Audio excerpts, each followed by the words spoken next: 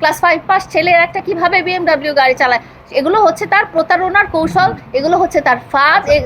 আমি টাকা পয়সার ব্যাপারটা যেটা আছে সেটা এই মুহূর্তে আর বলতে চাচ্ছি না, বাট আপনি যেটা বলেছেন যে যেই ব্যক্তির নামটা বলেছেন সেই ব্যক্তির আমি ছায়ার কাছেও নাই, এবং আমি তার হাত থেকে মুক্তি পাওয়ার জন্য কিন্তু মানুষ আইনের আশ্রয় কখন নেয়, মানুষ একটা মামলা কখন করে, যখন আপনি ভুক্তভোগী, যখন আপনি জালিমের অত্যাচারে অত্যাচারিত। আমি ওই মামুন নামের জালিমের অত্যাচারে 4 বছর অত্যাচারিত হয়ে দেওয়ালে পিঠ থেকে যে আমি আইনের কাছে যে হাত জোর করে বলেছি যে আমাকে সেভ করেন, আমাকে রক্ষা করেন। হ্যাঁ, আমি যদি ভুক্তভোগী না হতাম তাহলে কেন আমি আইনের আশ্রয় নিতাম, তাহলে তো আমার আইনের আশ্রয় নেওয়ার কোনো ব্যাপারটাই ছিল না। এখন যেহেতু ভুক্তভোগী এবং এখন যেহেতু আমি আপনাদের সামনে বলে এসেছি যে আমি আর নাই, আপনারা সে যদি আমাকে মেরেও ফেলে তাহলেও আমি আর নাই। হ্যাঁ, তাহলেও আমি তার আশেপাশে ছায়ায় উপরে নিচে মানে কোনো জায়গাতেই আমি চাই না যে তার এই বিষাক্ত পরিবেশ, বিষাক্ত রাহু থেকে যেন আমার পরিবার এবং আমাকে আইন রক্ষা করে। আমি এই জন্যই এসেছি। সোশ্যাল মিডিয়াতে ইতিমধ্যে প্রিন্স মামুনকে আপনার গায়ে হাত তুলছিল, সবাই দেখেছে, দর্শকরা আছে সবাই দেখেছে আপনার গায়ে হাত। তারপরেও আপনি কিন্তু বলেছেন যে প্রিন্স মামুনের সাথে আমি আর কখনো দেখা করব না, ওর সাথে যোগাযোগ করার চেষ্টা করলাম। আমরা পরবর্তীতে দেখতে পেয়েছি যে আপনি আবার তার সাথে মিশেছেন এবং তার সাথে বিভিন্ন জায়গায় ঘুরিয়ে বেরোচ্ছেন। আসলে আবার এখন বলছেন যে যাবেন না।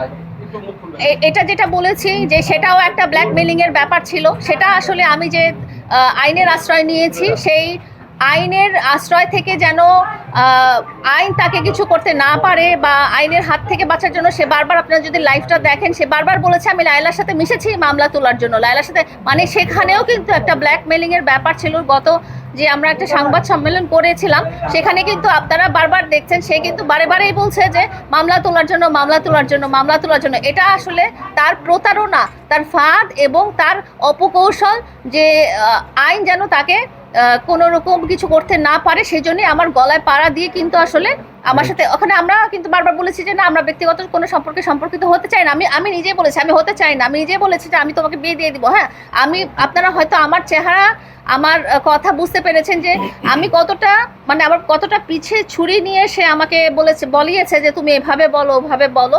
যেহেতু সামাজিক যোগাযোগ মাধ্যমটা আসলে তার, আমি কিন্তু সামাজিক যোগাযোগ মাধ্যমের কেউ না। আমি হয়তো তার কারণে একটা মানে ভাইরাল হয়েছে নেগেটিভ ভাবে। প্রিন্স মামুন আমরা দেখেছি যে সে বরাবরই আপনি না শুধু অনেকের সাথে এই ধরনের প্রতারণা জড়িয়ে পড়ে। তো আপনি এত সহজ সরল কেন, বারবারই এই ভুল কেন করেন?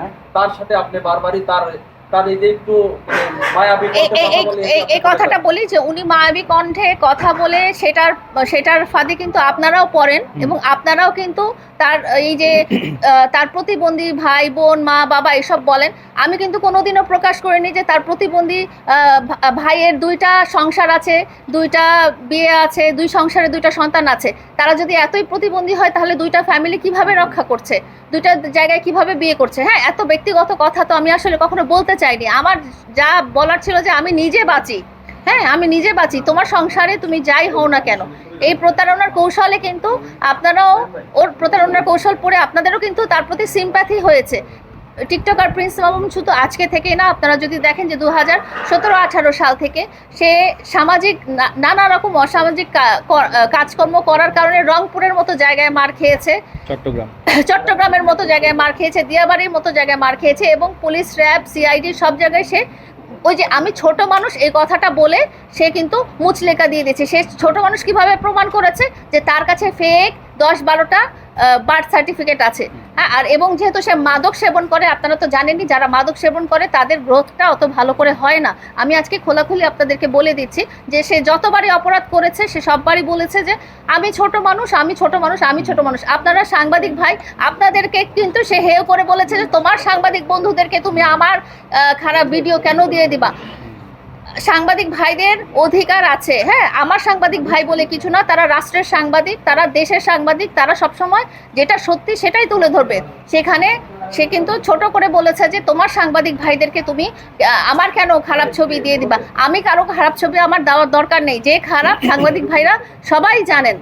এতগুলো যদি অপরাধমূলক কাজ না করেন তাহলে উনি এত জায়গায় যে কেন মুচলেকা দিয়ে ছুটে এসেছেন। ওই যে প্রতিবারই সে বলে যে আমার প্রতিবন্ধী ভাই বোন, আমার প্রতিবন্ধী ভাই বোন হলে আপনারা, আমি এই ছোট্ট কথাটা বললাম যে প্রতিবন্ধী ভাই বোন যদি হয়, হ্যাঁ, তাহলে তারা কিভাবে একজন দুইবার করে বিয়ে করে, দুইটা সংসার করে, দুই ঘরে সন্তান থাকে, আপনারা এই কথাটাই বলবেন। এবং সে যদি এতই অসহায় হয়, সে কিভাবে এত লাখ লাখ টাকার বাড়ি তার 4টা বাইক, তার BMW গাড়ি। আমি তো এর আগেও বলেছি ভাই, কই আমার তো BMW গাড়ি নাই, আপনাদের তো আপনারা এত বড় সাংবাদিক, আপনাদের তো ইনকাম কম হওয়ার কথা না, আপনারা এত শিক্ষিত।